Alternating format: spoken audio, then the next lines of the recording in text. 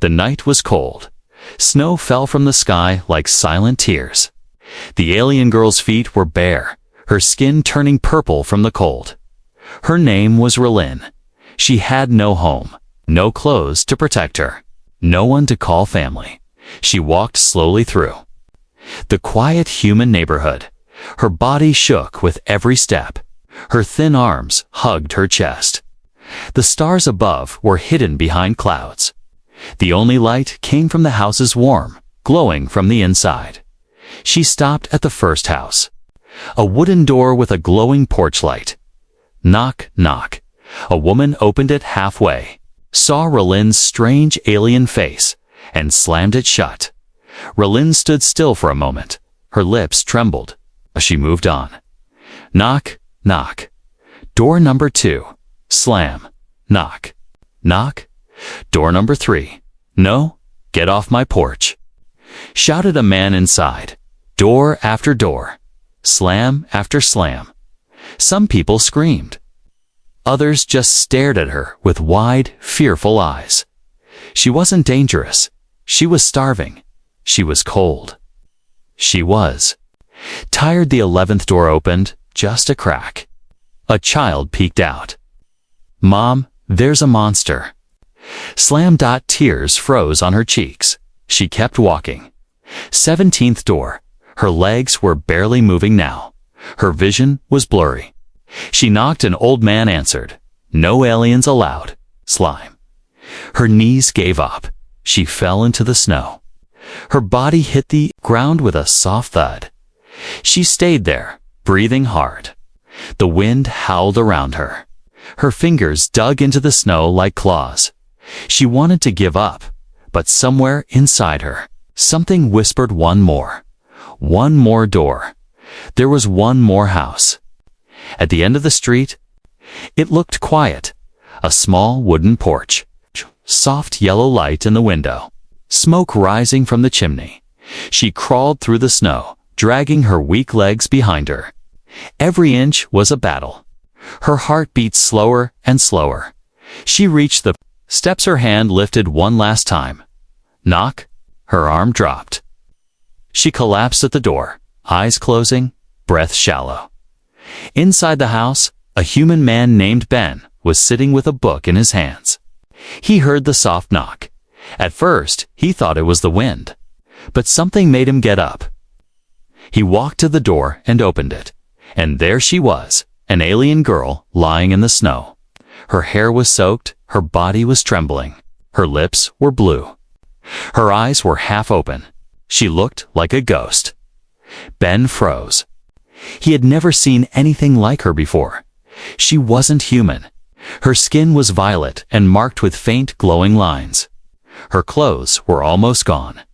She looked like she had escaped from somewhere, and she was dying. Ben stepped out, bent down, and touched her shoulder. Hey, can you hear me? No answer. He looked around. No one else was coming.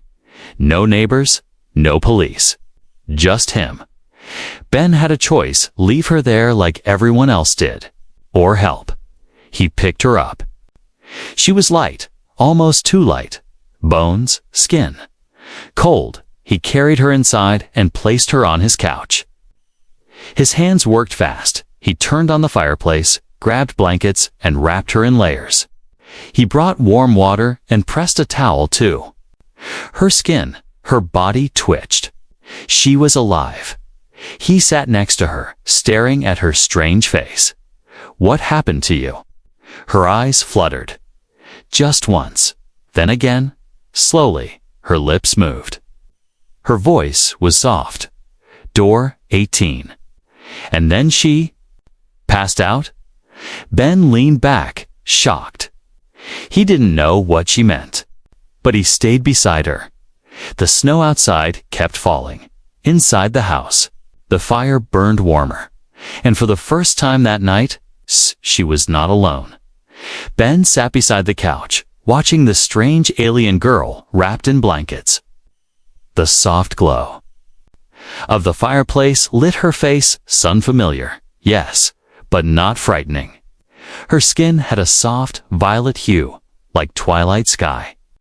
Her hair, though wet and messy, shimmered faintly like strands of glowing silk. He had never seen anything like her. He kept the room warm, placed a glass of warm water on the table, and checked her temperature every few minutes. Oh, she didn't open her eyes again, but she was breathing, slow, deep, and steady. Outside, the snowstorm grew stronger. Ben reached for his phone. No signal. The storm must have cut the line. Internet gone too. He sat down again, looking at her carefully. There was something around her neck, a faint red mark, like a collar had once been there. Her clothes were torn in a way that didn't seem like a natural accident. They looked removed forcefully. She's running from something. Ben whispered. He had always been a quiet man, lived alone, worked remotely, no family nearby. People in the village called him strange, introverted. But tonight, he had done something no one else did. He opened the door. Suddenly, the girl stirred. Her fingers moved under the blanket. Her lips parted. Ben leaned forward. Hey, it's okay. You're safe. Her eyes opened, bright silver with vertical pupils like a cat's. They locked onto Ben's face, wide and alert. She tried to sit up, but winced in pain. Ben raised his hands slowly. Easy. Don't move too fast. You were freezing when I found you. Her mouth moved again. Where am I? Cabin. You knocked on my door and fainted outside. I brought you in. She looked around, confused, then down at herself covered in thick blankets, her skin drying and warming near the fire. You didn't hurt me? She asked, voice raspy. Ben looked surprised. No, of course not. I'm not like that. She watched him closely. Suspicion in her gaze slowly changed to confusion, then to something softer. You're a human, she whispered. Ben nodded. That's right. And you? Relen, she said softly. My name is Relen. Ben offered a small smile. I'm Ben. There was a long silence. The storm raged outside, but in the cabin, everything felt still. Ben stood. I'll make you some soup. Do you eat soup? She nodded slowly in the kitchen. He worked quietly, hands shaking just a bit. Not from fear, but from the feeling that something bigger than him had entered his life. When he returned, Relen was sitting up, shivering slightly, but awake. He placed the bowl gently on the table in front of her. She looked at it, then at him. You're not afraid of me? She asked. Ben shook his head. Should I be? She looked down. Others were. They all were. 17 doors. 17 rejections. Ben sat again. Why were you knocking? I escaped, she said quietly. I was taken from my planet, sold, moved across systems. They kept me as a pet, like a thing. I ran during transport. I crashed here. Thought, maybe someone would help. Ben listened without interrupting. Every word she spoke came with pain hidden, deep but real. And now, he asked softly. I think they're looking for me, she whispered. They always find escapees. Ben leaned back, running a hand through his hair. He had expected many things when he opened that door, but not this. Still, looking at her face, the pain in her eyes, her slow movements. He knew one thing. He couldn't just throw her out. You're safe here, he said simply. Relen stared at him. You don't even know me. I don't need to, Ben replied. You knocked. I answered. That's all that matters right now. Her lips quivered, and for a second it looked like she might cry, but she held it back. She lifted the spoon and took a small sip. Her eyes widened slightly. This is warm. Ben smiled. It's just soup. No, it's the first warm thing I've had in weeks. Later that night, after Relen had fallen asleep on the couch again, Ben stood near the window. Snow blanketed the world outside. Then, something caught his eye. Footprints, large, deep, not human, leading toward the edge of the woods and stopping near his cabin. Ben narrowed his eyes. Someone or something had been here, watching. Ben didn't sleep that night. He stayed near the window, watching the snow-covered forest. The tracks had stopped just 20 feet from the porch. Big, deep prints. Three-toed, not human. They hadn't gone to the house. They had stopped, looked, and turned away. Something had come looking for Relin. Something not from this world. When the sun finally broke through the clouds, the world outside turned bright and white. Ben rubbed his tired eyes and turned to check on Rulin. She was awake, sitting on the couch, holding the empty soup bowl in her lap. "You didn't sleep?" she asked softly. Ben shook his head. Someone was outside. Found tracks. Not human. Her body tensed. "How many?" "One set. Big, but careful." They stopped near the house, then disappeared into the woods. She closed her eyes. "Ali." "Found me." Ben sat down. "Who's they, Relin?" "Who are you running from?" She looked down at the blankets wrapped around her. Her fingers clutched the edges tightly, like they were her only shield. "There's a species called the Varkari," she said quietly. "They collect beings. Rare ones, unusual ones. For sport, for sale, for entertainment. I was one of their trophies." Ben's mouth went dry. "Like a pet," she nodded. "They don't care who you are, what your past is. If your body is rare, if your voice is musical, if your eyes glow, they take you. They sell you. Some are kept alive. Others are used up and thrown away." Ben clenched his fists. "You escaped." "Yes, during a stop on a moon station. I managed to override a weak part of the door and stole a shuttle. It crashed here. And you've been wandering alone since then?" he asked. "For days," she whispered. "Hiding, running, freezing." Ben stood and walked to the window. "Again? And now one of them is nearby." "They won't stop," she said. "Once the tracker activates, they can trace the heat signature of my kind. And I activated it when I knocked on your door." Ben turned back sharply. "I didn't mean to. I was dying. I forgot it was in my skin." Near my shoulder.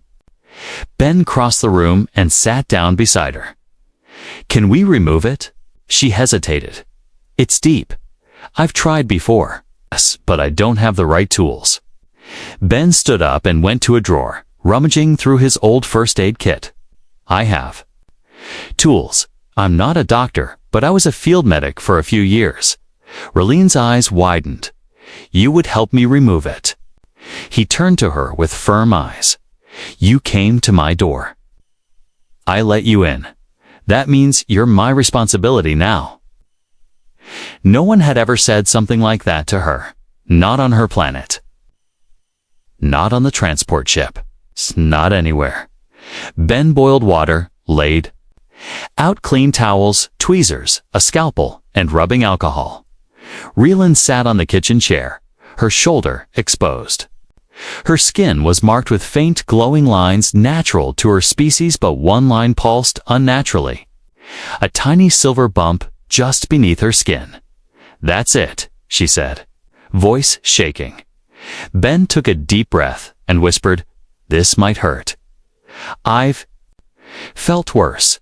Carefully, he made a shallow cut. Relin gasped, but didn't move. A small capsule, no bigger than a grain of rice, popped free from the flesh. Ben dropped it into a metal cup and crushed it under the back of his knife. Relin's body trembled, and she let out a long breath. "It's gone." Ben cleaned the cut and wrapped her shoulder gently, but something still didn't sit right. "If that thing was broadcasting," Ben said, "they could already be close, maybe more than one." Relin nodded. "Then we should prepare." Ben walked to the back room and returned with an old hunting rifle. Good thing I like quiet weekends and target practice. She raised a brow. You're not afraid? I'm a human, Ben said with a half smile. We're strange like that. We don't like bullies. And we don't like when someone's being hunted in our backyard. Relin smiled faintly. You really are different. Before Ben could respond, the house lights flickered. Then the ground shook. A low rumble echoed through the floorboards. Relin's eyes went wide. That's not a ship. That's a land crawler. They brought heavy equipment. Ben walked to the door and looked into the trees, and there just beyond the ridge metal legs moved in the snow. Giant, slow, spider-like. Something had arrived. And it was looking for her. Ben closed the wooden door slowly and turned to face Relin. His voice was low but calm. They're close. Big machine. Looks like a walking tank. It's crawling through the trees, heading this way. Relin stood still. Weak, holding her shoulder. If it's a Varkari hunter crawler, then it won't stop. It can scan life signs through walls. Ben grabbed his backpack and tossed it on the table. Then we give it a reason to scan somewhere else. Relin blinked. What do you mean? He pulled out batteries, wires, an old heating pad, a broken cell phone, and what looked like duct tape. We build a decoy. For the first time, Relin looked at him with something like respect. You're clever. I'm human, he said. Without turning, they worked together, fast but focused.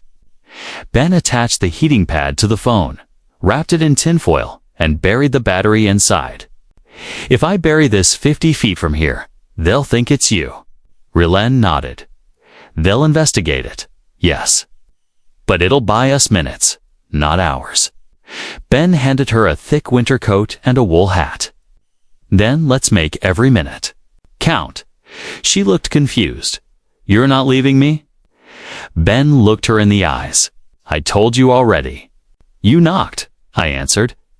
That means I'm staying. She stared at him for a moment. Then, slowly, she reached up and gripped his wrist. Thank you, Ben. 10 minutes later, the false heat signature pulsed beneath a fallen tree, while Ben and Relin stood inside the shed near the back of the cabin. He had dragged some old hunting gear into place: knives, traps, rope, and even a small generator. This place is too open, Relin said. If they land troops, we'll be cornered. We're not staying here, Ben replied. There's a dry cave up the ridge, near the stream. We can hide there. They'll track footpaths. Ben grinned. They'll find some. Just not ours. He led her to the edge of the trees, then turned around and walked in the opposite direction. Dragging a bag of warm sand wrapped in blankets, Relin followed a separate path, careful to step where he showed. Every footprint covered. Every track masked by wind and branches. It wasn't perfect, but it was enough. As they reached the base of the hill, Relin paused. She looked back at the cabin, the only warm place she had known in years. They'll burn it, won't they? She whispered. Ben didn't lie. Maybe, but it's just wood.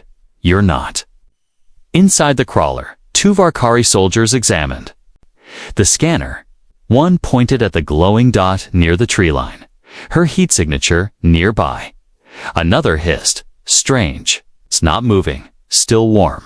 Probably unconscious. Send the seekers.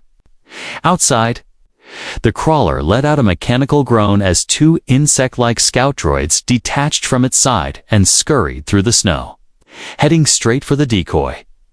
Ben and Relin now hidden inside a shallow cave camouflaged by moss and rocks. Listen to the distant worry noises echoing through the trees. Ben peered through a small crack. The fake signal's working. They're searching the wrong direction.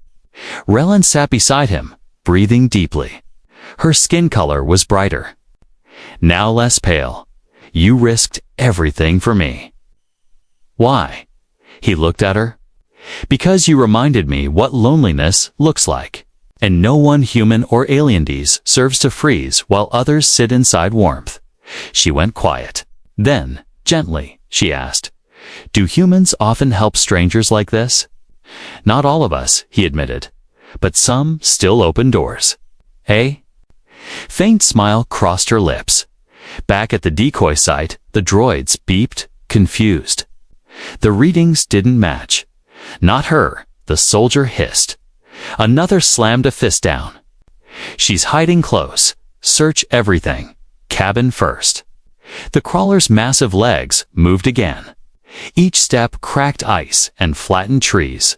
Snow blew into the air like smoke. Soon it reached Ben's cabin. It paused. Scanned, one Varkari stepped down, weapon in hand, and walked toward the porch. The door was still unlocked. He stepped inside. The fireplace was still warm. The couch dented. The soup bowl half filled. She was here, the Varkari growled, and the human helped her. Outside, the crawler unfolded a long arm and aimed. At the house, a humming sound filled the air. R'Lhen looked up from the cave. "They're going to destroy it." Ben nodded, jaw tight. "Let them." In a flash of blue light and fire, his cabin exploded, scattering wood and ashes into the snow. R'Lhen flinched, but Ben didn't move. "You're not angry?" she asked softly. He shook his head. "It's just a house. You're alive. That's what matters." For a moment, neither of them spoke. But in the distance, the sound of the crawler grew louder again. "They'll keep searching," R'Lhen whispered. Ben turned toward her. "Then we keep staying one step ahead. And when the time's right," he picked up the rifle. "We stop running." The trees shivered as the Varkari crawler moved across the ridge, its legs sinking deep into the snow. Every step thundered like a drumbeat through the frozen woods. Birds scattered from their nests. The ground cracked where the machine walked. Inside the hidden cave, Ben cleaned his rifle in silence.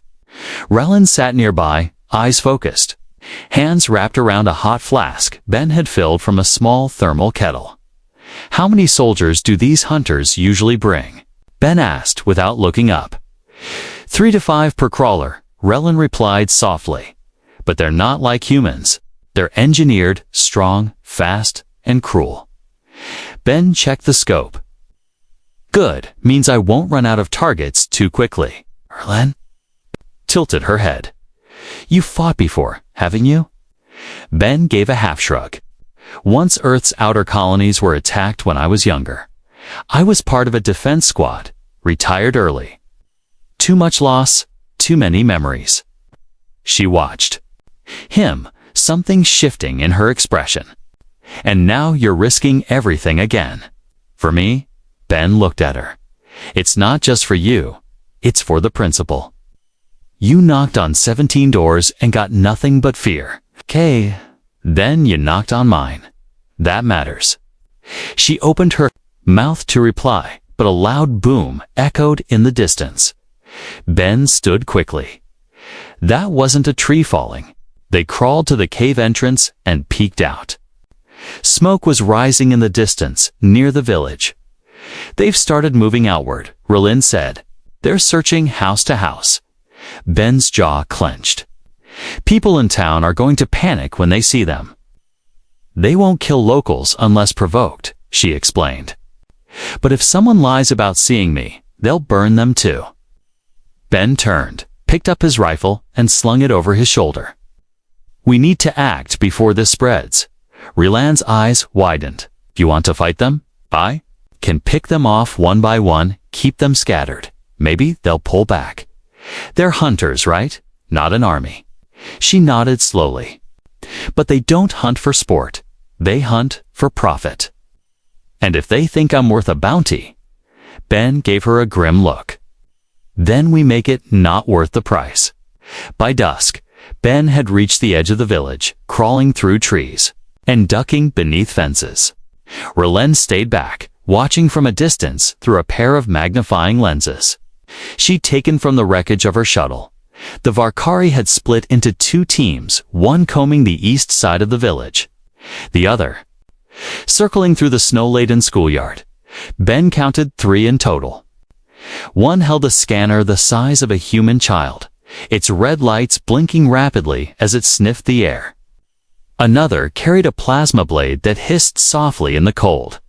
The third was covered in armor and carried a shock rifle. Ben whispered into his old communicator, 3 targets, all separated. I'm going for the one in the schoolyard. Rolen's voice came through, faint but steady. I see them. I'll guide you if they regroup. Ben smiled. Like we've done this before. He moved like a shadow through snowdrifts, behind benches, past broken swings. He waited until the armored one moved to inspect a storage shed. Click. The safety on Ben's rifle switched off. Boom. The shot cracked through the cold air, echoing across the playground. The armored Varkari dropped instantly, smoke rising from the shattered helmet. The others shouted in their strange tongue and ran toward the sound. Ben didn't wait. He dropped low, rolled behind the jungle gym, and changed position to incoming. Rolen's voice rang in his ear. Straight toward you. Ben took a deep breath and aimed again. The second shot hit the plasma blade-wielding Varkari in the leg. It screamed, fell, and twisted in pain. The third one turned, aiming wildly toward the swings, firing blasts of blue lightning into the snow. Ben ran fast. He jumped a fence, rolled into a snowbank, and disappeared into a nearby alleyway. The Varkari fired again, missed. Then something strange happened. A figure stepped out of the shadows behind the final Varkari. It moved fast and seemed silent, re-yelled in. She had used the distraction to circle around. Her hands glowed faintly with blue energy. The Varkari turned too late. She struck it in the chest. A surge of light exploded from her palm. The hunter convulsed, stiffened, and dropped like a stone. Ben appeared beside her seconds later, breathing hard. You have powers, he asked. I told you, she said, chest rising. They kept me for more than just beauty. He looked at the 3 bodies. That's all of them, right? She shook her head slowly. No. The crawler. It has a pilot, and worse, it can call reinforcements. Ben grabbed his rifle and helped her up. Then we finish this before they bring more. From the distance, lights flickered in the sky, another ship breaking through the atmosphere. Rolen's voice was tight. They're calling backup. Ben looked at her. Then we hit that crawler. Now, before they land. She met his gaze. Are you sure? I didn't open my door just to hide in a cave, he said. I opened it to protect someone who was left in the cold, and now it was time to do more than protect. It was time to fight. The wind howled louder now, not just from the storm, but from the ship descending from the clouds. A second Varkari, vessel sleek and black, pierced the sky like a spear, its thrusters boiling the snow beneath as it hovered. Ben and Rolen crouched in the shadow of a broken stone wall on the far side of the village. In front of them stood the crawler, tall, armored, ugly. Its 4 mechanical legs hissed steam. Panels on its side blinked red. The pilot sat inside, controlling everything from behind thick, blast-proof glass. We have 5 minutes before that ship lands, Rolen whispered, her eyes glowing faintly. Once it does, we'll be outnumbered. Ben loaded his last 2 bullets. Then we take it out now. That thing's the brain. If we stop it, the ship loses its signal, might even turn back. Rolen's fingers crackled with blue light. If I get close enough, I can overload its power core. But I'll need time, and I'll need someone to cover me. Ben nodded without hesitation. I'll give you both. They split without a word. Rolen moved through the shadows like a ghost, silent and focused. Ben took the open path. bold, and loud. He stepped into the crawler's line of sight and fired a shot. Boom! The bullet hit the armored leg. Sparks flew. The pilot noticed. The crawler shifted. A turret rose from its side and aimed straight at him. Now? Ben shouted, "RELL," and leaped from behind, using an old snowplow for cover. She darted forward, hand outstretched, energy dancing between her fingers. The turret fired. Ben dove behind a barrel as the snow exploded. Beside him, Relin reached the crawler and slammed her glowing palm against its rear hatch. Her body shook. The metal sparked beneath her touch. Electricity danced along its surface. Inside. The pilot screamed as the lights flickered. Ben crawled closer and shouted, "Relin, it's charging another shot." She gritted her teeth, sweat on her brow. Almost there. Ben ran from his cover, grabbing a metal rod from the ground. With a full sprint, he slammed it into the crawler's underbelly wiring, and steam burst from the open panel. "Now," she yelled. A flash of blue light shot out from her hand and into the core. A high-pitched screech filled the air. The crawler's lights flickered, then all went black. The machine collapsed onto its knees, smoke pouring out of its vents. Ben stumbled back, coughing. "Is it done?" Relin fell to one knee, breathing heavily. "Yes, the power system is fried." She looked up, eyes glowing brighter than ever. But their moment didn't last. Above them, the second ship began to descend faster now. Its underside opened to reveal a row of soldiers waiting to drop. Ben raised his rifle. "We can't stop all of them." "No," Relin said. "But maybe we don't have to." She looked at the downed crawler. "The signal system. If we can reverse it, we can broadcast a false command." Ben blinked. "Like telling them the mission is canceled?" Relin smiled slightly. "Or that the target was terminated." Ben's eyes lit up. "Can you do that?" She stood slowly, pain in every motion. "I'll need your help again." They climbed into the half-ruined crawler. Smoke curled around broken panels and shattered screens. Relin worked fast, her glowing fingers tapping on alien symbols while Ben kept his eyes on the sky. The Varkari dropship hovered, scanning. "Come on," Ben whispered. Relin's voice was strained. "Almost there." Rerouting broadcast channel. The crawler let out a low hum, then a soft repeating tone. Ben turned toward her. "What did you send?" She answered with a smirk. "Message, target neutralized. Extraction not needed. In Varkari war code." They both looked up the dropship. Paused. Its front light blinked. Once, twice. Then it turned. Slowly, quietly, the massive ship ascended again back into the sky. Ben let out a breath. "I can't believe that worked." Relin leaned against the wall, exhausted. "It won't hold them forever. But we bought time." Ben looked around at the wreckage. His cabin was gone. The crawler was broken. Smoke hung in the air like a ghost. But they were alive. He walked over and helped her stand. "I think it's time we left this place," he said. She nodded slowly. "I know a place, an old relay station from a forgotten species. I found it before I was captured. It's far, but quiet, safe." Ben smiled. "Then lead the way." So they disappeared into the woods. The snow began to fall again, soft and slow.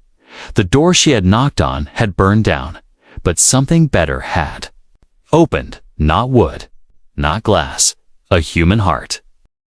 Snow crunched under their boots as Ben and Relin walked deeper into the forest. The wind had calmed, but the sky above remained a dull gray. A week had passed since they destroyed the crawler. The Varkari hadn't returned, not yet, but Ben knew it wasn't over. Not truly. You don't just erase a bounty like hers, you only delay it. But they had each other. And sometimes that was enough.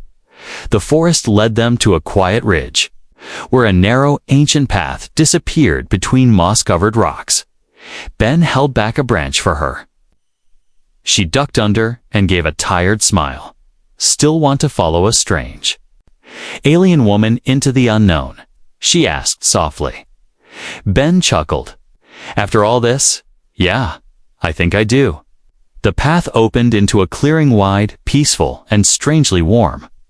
A tall, old structure made of alien stone rose from the center, half covered in ivy and snow. It looked like a temple, but R'lyeh called it what it was: a relay station. Ancient tech. No one's used it in centuries. Inside, the walls pulsed faintly with blue light. It was warmer here, safer. Ben set down his pack and let out a long sigh. "This place is different." R'lyeh nodded. "It's off their maps. I was hiding here once before I was caught."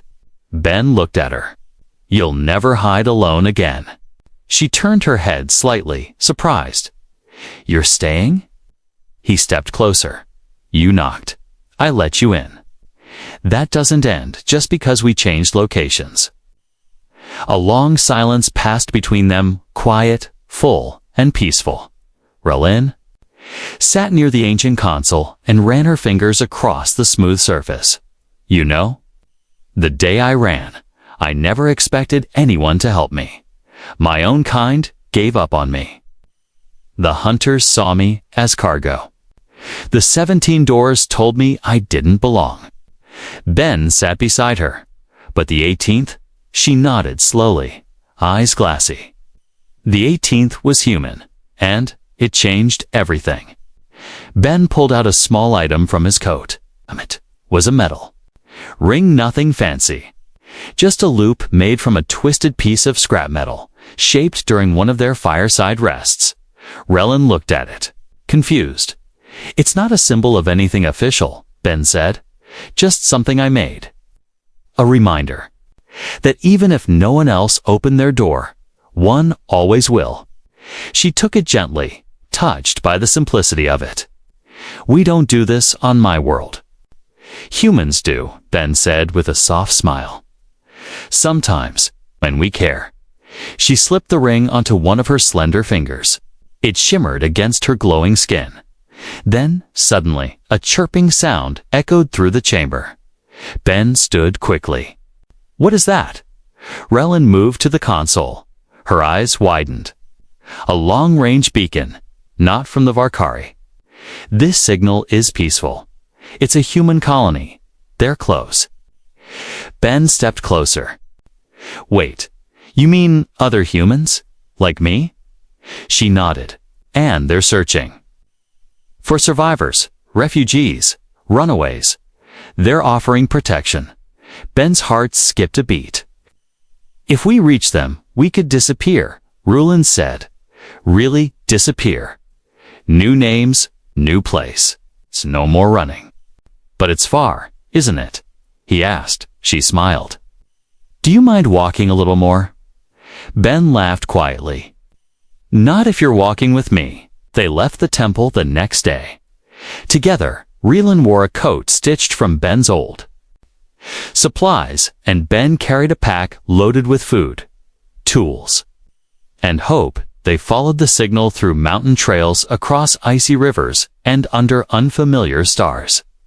And though the road was long, the fear that once haunted her began to fade. Each night they stopped by fire. She would remember that first knock.